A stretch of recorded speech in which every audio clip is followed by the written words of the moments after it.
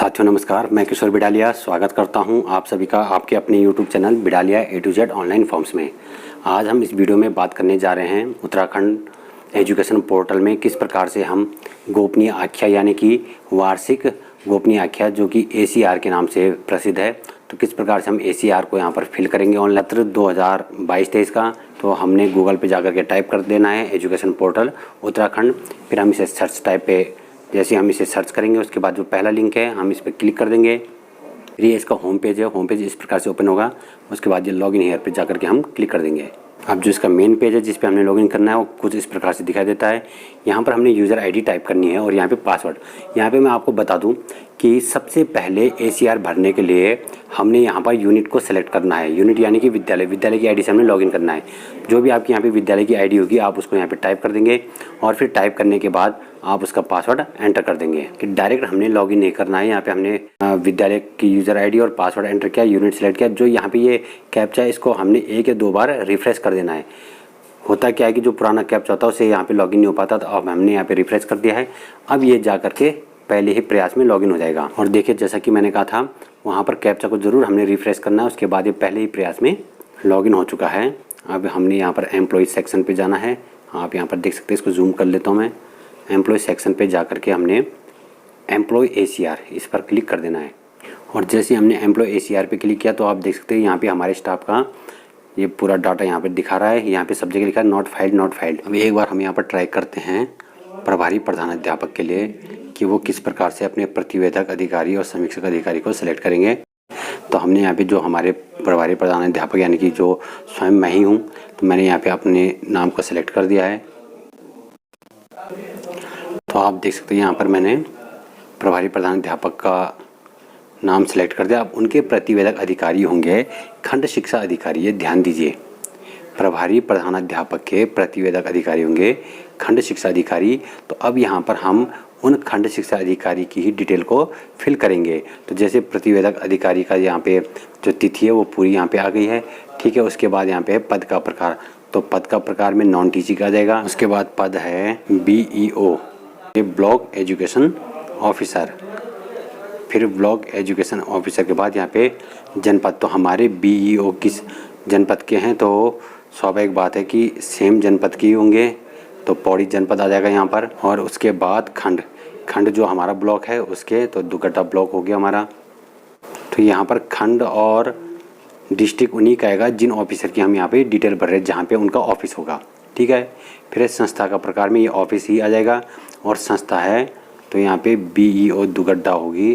तो यहाँ पे देख सकते हैं आप ऑफिस ब्लॉक एजुकेशन ऑफिसर माध्यमिक शिक्षा दुगड्डा, और यहाँ पे डेप्यूटी एजुकेशन ऑफिसर का है प्राथमिक के लिए नीचे। तो हमने ऊपर वाला यहाँ पे सेलेक्ट कर देना है। अब देखते हैं क्या इनका नाम सेलेक्ट हो रहा है या नहीं हो रहा है। तो देखिए इस केस में यहाँ पे इनका नाम ऑटोमेटिकली सेलेक्ट हो रहा है। तो हमने यहाँ पे इनको सेलेक्ट कर दिया और सेलेक्ट करने के बाद यहाँ पे कर देंगे डेटा सुरक्षित करें। तो हम इस पे गए और हमने यहाँ पर डेटा को सुरक्षित कर लिया है। तो आप समझ गए यहाँ पर प्रतिवेदक में किसकी डिटेल भरी जाएगी। जो प्रतिवेदक होगा उन्हीं का ब्लॉक सेलेक्ट किया जाएगा, उन्हीं का डिस्ट्रिक्ट सेलेक्ट किया जाएगा, उन्हीं का ऑफिस सेलेक्ट किया जाएगा। वहाँ पे अपने विद्यालय का सेलेक्ट नहीं करना है।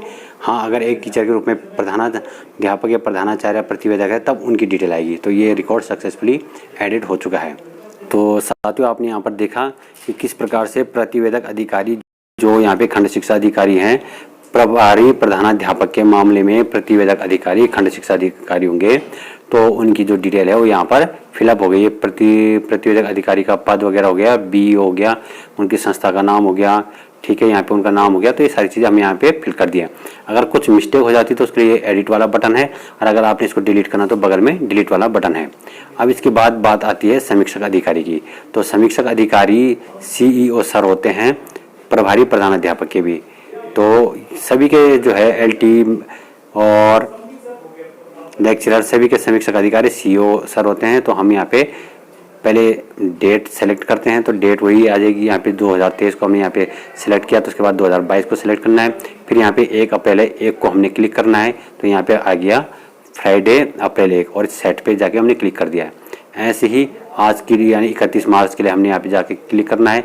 31 पे हमने यहाँ पे क्लिक कर देना है, फिर उसके बाद सेट पे क्लिक कर देना है। तो ये हो गया पूरे शैक्षिक सत्र का। उसके बाद पद का प्रकार इनका भी हो जाएगा नॉन टीचिंग पद हो जाएगा इनका CEO, यानी कि यहाँ पे जाते हम ये CEO, ठीक है। तो हमने पद का प्रकार में सिलेक्ट कर दिया है। जनपद, क्योंकि हम पौड़ी जनपद के, तो यहाँ पे हमने पौड़ी सिलेक्ट कर देना है।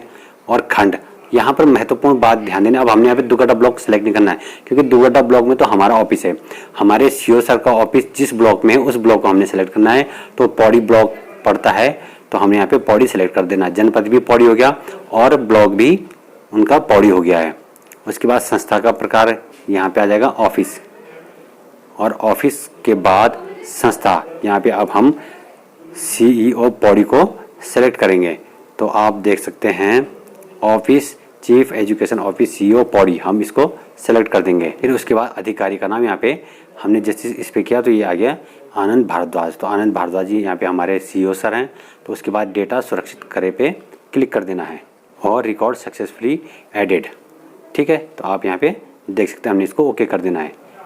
ये देख सकते हैं यहाँ पर पूरी डिटेल इनकी शो हो रही है। अब बात आती है स्वीकृत अधिकारी का नाम। तो स्वीकृत अधिकारी में हो जाएंगे जो भी हमारे ज्वाइनिंग डायरेक्टर होते हैं, जिनके अधीन ज्वाइनिंग होती है, वो स्वीकृत अधिकारी होते हैं। तो यहाँ पे AD सर का नाम आ जाएगा। तो हम ऐड न्यू पे जाके क्लिक कर देंगे। जैसे ही हमने इस पर क्लिक किया तो इस पर फिर से वही डेट हमने सेलेक्ट करनी है, मेथड सेम है और पद का प्रकार वही नॉन टीचिंग, और पद है एडिशनल डायरेक्टर। तो यहाँ पे दो है, एक तो एडिशनल डायरेक्टर एलिमेंट्री है, ठीक है। तो हमने सेकेंडरी वाला चूज़ करना है, यहाँ पे एलिमेंट्री है तो एडिशनल डायरेक्टर सेकेंडरी, ये है एडिशनल डायरेक्टर सेकेंडरी, हम इसको सेलेक्ट करेंगे। और प्राइमरी वाले, प्राथमिक वाले एलिमेंट्री यानी कि जूनियर वाले, इसको प्राइमरी वाले इसको सेलेक्ट कर देंगे। एडिशनल डायरेक्टर सेकेंडरी को सेलेक्ट कर देना है। उसके बाद जनपद चूँकि किस जनपद में इनका ऑफिस है उस जनपद का हमने यहाँ पे नाम या उस जनपद को सिलेक्ट करना। तो ये एडिशनल डायरेक्टर यानी कि गढ़वाल मंडल AD सर का कार्यालय पौड़ी में स्थित है, इसलिए हमने जनपद में पौड़ी सेलेक्ट कर देना है।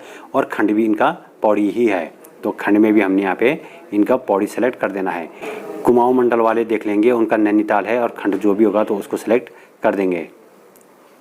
और उसके बाद संस्था का प्रकार में आ जाएगा ऑफिस। उसके बाद यहाँ पे है संस्था का नाम आ जाएगा, सबसे नीचे होगा संभवतः ऑफिस माध्यमिक अपर निदेशक माध्यमिक शिक्षा AD सेकेंडरी गढ़वाल मंडल, सबसे नीचे वाले ये सेलेक्ट करना हमने। और ये प्रारंभिक शिक्षा वालों के लिए ये है, तो हमने इसको सेलेक्ट कर देना है। उसके बाद श्री महावीर सिंह बिष्ट जी का यहाँ पे नाम शो करेंगे जो कि हमारे AD सर हैं। तो ये देखिए हमने यहाँ पे किया तो उनका नाम यहाँ पे शो हो गया। अब हम यानी कि सब कुछ डिटेल सही है। और उसके बाद कर देंगे हम पुनः डेटा सुरक्षित करे पे क्लिक, रिकॉर्ड सक्सेसफुली एडेड। तो इस प्रकार से यहाँ पर हमने तीनों अधिकारियों की डिटेल फिल कर दी है, ठीक है। अब इसके बाद जो भी प्रभारी प्रधानाध्यापक होंगे या प्रधानाचार्य होंगे, तो अब इन्होंने क्या करना है कि अपनी पर्सनल ID लॉगिन करके उस पर अपने रिजल्ट इत्यादि की डिटेल फिल करनी है अपनी पर्सनल ID से, ठीक है। ये तो विद्यालय की ID हमने ओपन की हुई है। तो विद्यालय की ID में सभी कर्मचारियों का या प्रधानाचार्यों के हमने प्रतिवेदक, समीक्षक और स्वीकृत अधिकारी की डिटेल फिल करनी है। और जो अन्य विद्यालय का रिजल्ट हो गया, अपना व्यक्तिगत रिजल्ट हो गया, ये सारी डिटेल फिल कहाँ से होंगी? अपनी व्यक्तिगत ID लॉगिन करके, इसी में एजुकेशन पोर्टल में। देखिए यहाँ पे एक की डिटेल फिल हो चुकी है, तो यहाँ पे फाइल्ड आ चुका है, ठीक है। और अन्य लोगों की अभी डिटेल इसमें फिल नहीं हुई है, तो उसमें नॉट फाइल्ड आया हुआ है।